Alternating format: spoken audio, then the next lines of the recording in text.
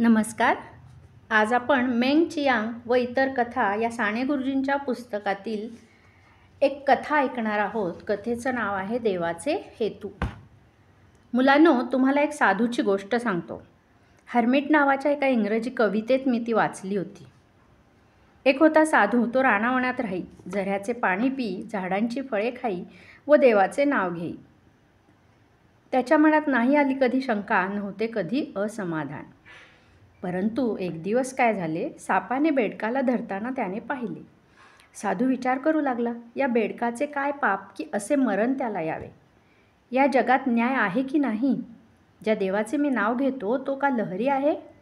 त्याच्या या जगात दुष्टांची चलती व्हावी, निरपराध का मारले जावेत. शांत सरोवरात दगड टाकला तर एक लाट दुसऱ्या लाटेला जन्म देते, ती तिसरीला. असे हजारो तरंग उठतात. त्या साधूच्या मनात एक लहानसा संशय आला व त्यातून हजारो संशय नवे नवे जन्मू लागले. चला आपण जगात जाऊन देवाच्या सृष्टीतील प्रकार पाहू तरी, असे म्हणून तो वन सोडून निघाला. कितीतरी वर्षांनी त्या वनातून आज तो या जनात येत होता. हातात एक काठी घेऊन काखेला झोळी अडकवून तो निघाला. त्याला वाटेत एक तेजस्वी तरुण भेटला. कोठे जायचे, साधूने तरुणास विचारले. निश्चित नाही, तो तरुण म्हणाला. मला तुम्ही बरे साथीदार मिळालात. माझे अमक्याच दिशेने जायचे, अमक्याच गावी जायचे असे ठरलेले नाही. चला दोघे जाऊ, साधू म्हणाला. ते दोघे जात होते. सायंकाळ झाली. एकाएकी आकाश मेघांनी भरून आले. विजाही चमकू लागल्या. कडकडाट गर्जना होऊ लागल्या. झाडे एकमेकांवर आदळत होती आणि पाऊस सुरू झाला. मुसळधार पाऊस. जणू प्रलय ओढवला. ते दोघे तरुण भिजून ओलेचिंब झाले. जवळपास ना दिसे कुठे गाव ना काही, परंतु पाऊस थांबला. जिकडे तिकडे नद्या नाल्यांना भयंकर पूर आले होते. पाण्यातून दोघे जात होते. तो त्यांना दूर अंधुक उजेड दिसला. गाव असेल, घर असेल असे त्यांना वाटले.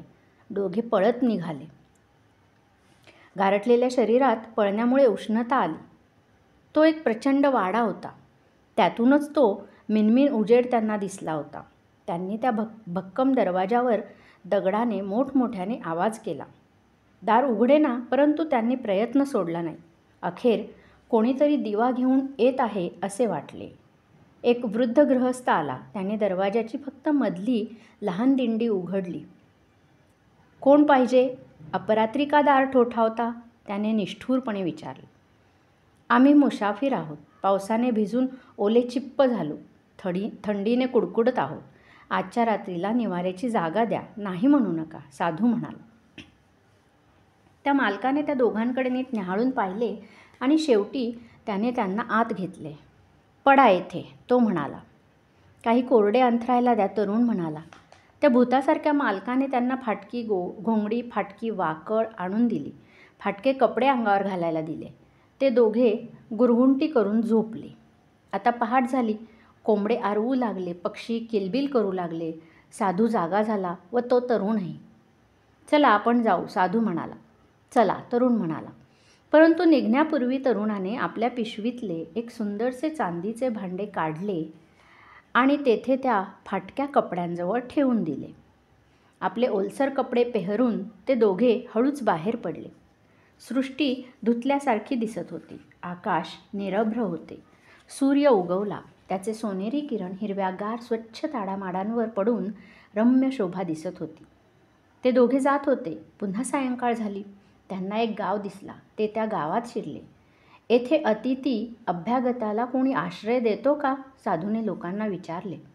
तो पलीकडे मोठा वाडा आहे, तेथे जा. तेथे सर्वांचे स्वागत होते. कोणाला नकार मिळत नाही, लोक म्हणाले. ते दोघे वाटसरू त्या वाड्याकडे गेले. या महाराज, बसा, मालक म्हणाला. तेथे सुंदर बैठक होती. पान सुपारीचे तबक होते. त्या गृहस्थाने त्या पाहुण्यांना सुंदर मेजवानी दिली. चांदीची ताटे होती, चंदनी पाट होते. आपले सारे वैभव मालक दाखवित होता. भोजनोत्तर त्यांना स्वच्छ अंथरुणे देण्यात आली. दमलेले वाटसरू सुखाने झोपले. नेहमीप्रमाणे साधूला पहाट होताच जाग आली. तरुणही जागा होता. चला जाऊ, तो म्हणाला. त्यांचे आभार मानून जाऊ, साधू म्हणाला. काही नको, उगीच उशीर होईल. गळ घालतील, रहा म्हणतील. चला निघू. ठीक तर. परंतु निघताना तेथे जो चांदीचा गडवा होता व पाणी पिण्याचे फुलपात्र होते ते तरुणाने आपल्या झोळीत घातले. हे काय करतोस? साधूने विचारले. तुम्हाला कळत नाही, चला, तो म्हणाला. दोघे निघाले. रस्त्याने जात होते. कोणी बोलत नव्हते. त्या तरुणाची साधूला थोडी भीती वाटू लागली. पुन्हा चालता चालता सायंकाळ झाली. एक गाव दिसला. त्या गावात दोघे शिरले. येथे कुठे आधार मिळेल का? साधूने विचारले. त्या पलीकडच्या वाड्यात जा, तेथे तुमचे स्वागत होईल, लोक म्हणाले. ते वाटसरू त्या मोठ्या हवेलीजवळ आले. मुलाला खेळवीत एक म्हातारा तेथे बसला होता. यावे महाराज, बसा. हा बघा तुमच्याकडे बघत आहे. एवढासा आहे, पण सारे कळते त्याला. अहो, इतके दिवस मूलमाळ नव्हते, देवाच्या दयेने आत्ता झाले. बघता, ऐकतो आहे लबाड. मालकाची टकळी सुरू झाली. रात्री 4 ठाव जेवण सुरू झाले. मऊ गाद्यांवर दोघे पहुडले. रात्र केव्हाच संपली, परंतु अजून सृष्टी झोपेत होती. तो साधू आणि तो तरुण उठले. चला जाऊ, तरुण म्हणाला. आभार नाही मानायचे? उगीच घोळ घालतील, चला जाऊ. ठीक तर. परंतु त्या तरुणाने काय केले? आत पाळण्यात मूल निजले होते. तेथे जाऊन त्याने मुलाचा गळा एकदम दाबला. मुलाचा प्राण गेला. अरे काय करतोस? साधू म्हणाला. तुम्हाला कळत नाही. आता तर साधूला त्या तरुणाची फारच भीती वाटू लागली. मुकाट्याने सायंकाळपर्यंत दोघे जात होते. पुन्हा एक गाव आला. एका भल्या मोठ्या माणसाकडे उतरले. रात्रभर पाऊस पडत होता, परंतु पहाटेच्या वेळेस थांबला. हे दोघे उठून निघाले. सकाळी उठून यजमान बघतो, तो दोघे पाहुणे गेलेले. तो आपल्या गड्याला म्हणाला, अरे ते रस्ता चुकतील, नदीला पूर आलाय. त्यांना साकव आहे, तिकडचा रस्ता दाखव. गडी पळत आला आणि म्हणाला, साकवाच्या बाजूने चला, इकडून उतार नाही, साकवावरून पलीकडे जायला हवे, मी दाखवतो रस्ता. तिघे जात होते. फेसाळ नदी दुथडी उसळत जात होती. हा बघा साकव, गडी म्हणाला. गडी पुढे, तरुण मागे, त्याच्या मागे तो साधू असे साकवावरून जात होते. तो तरुणाने त्या गड्याला एकदम नदीत लोटले. गडी गटांगळ्या खाऊ लागला. तुफान नदीने त्याला नेले. हे काय केलेस दुष्टा? साधू ओरडला. तुम्हास कळत नाही, तरुण म्हणाला. नदी पलीकडे दोघे आले. याला काहीतरी करून चुकवावे असे साधूला वाटत होते, परंतु तो तर छायेप्रमाणे पाठोपाठ येत होता. साधू भराभर जाऊन झाडाआड लपे, तर तो तरुण तेथे येई व म्हणे चला. परंतु एकाएकी तरुण अदृश्य झाला. साधू इकडे तिकडे पाहत होता. तो तरुण कोठेच दिसेना.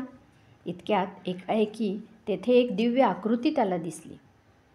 कोण तुम्ही? साधूने विचारले. मी देवदूत, मीच तुमच्याबरोबर होतो. तुम्ही? हो, तुझ्या मनात आलेला संशय दूर करण्यासाठी देवाने मला पाठविले. संशय तर वाढतच आहे. तुमच्या वर्तनाचाच आधी उलगडा करा. आपण त्या प्रचंड वाड्यात रात्री राहिलो, तुम्ही तेथे चांदीचे भांडे ठेवलेत, ह्याचा अर्थ काय? तो मालक मोठा कंजूस. आजपर्यंत त्याने कधी कोणाला आश्रय दिला नव्हता, परंतु आपणाला मध्यरात्रीला त्याने घरात घेतले. फाटके तुटके का होईना, अंधरा पांघरायला, नेसायला दिले. सकाळी उठल्यावर त्या चिंध्यांच्या जवळ जेव्हा ते चांदीचे भांडे तो पाहील, तेव्हा म्हणेल, मी यांना फाटक्या चिंध्या दिल्या तर चांदीचे भांडे मिळाले, मग त्यांना अधिक चांगल्या रीतीने वागवले असते तर तो मनुष्य आता उदार होऊ लागेल, त्याच्या जीवनात क्रांती होईल. माझ्या वागण्याचा कळला अर्थ? हो, परंतु नंतरच्या त्या वाड्यात तुम्ही चांदीची भांडी चोरलीत, त्याचाही अर्थ ऐक. त्या माणसाला आपले ऐश्वर्य दाखवायची फार हौस. आता त्या गोष्टीला जरा आळा बसेल, थोडा विवेक येईल त्याच्या जीवनात. आणि त्या बालकाचा गळा का दाबलात? मूल होण्यापूर्वी तो मनुष्य देवाचे स्मरण करायचा, लोकांच्यामध्ये मिसळायचा, परंतु मूल झाल्यावर ते मूल म्हणजे सारे त्रिभुवन त्याला वाटू लागले. त्या माणसाचा विकास थांबला. मुलाची देणगी देवाने त्याला दिली, परंतु त्याने त्याचा अधःपात होऊ लागला, म्हणून ती देणगी देवाने परत नेली. आणि नदीवरचा पूल दाखवायला जो आला, त्याला तुम्ही नदीत का लोटलेत? अरे, आपल्या धण्याचा आज तो खून करणार होता. देवदूता, देवाचे हेतू कोणाला कळणार? आम्ही क्षुद्रदृष्टी लोक. या विश्वाच्या अनंत रचनेत कोठे काय हवे याचा तुम्हाला पत्ता कसा लागणार?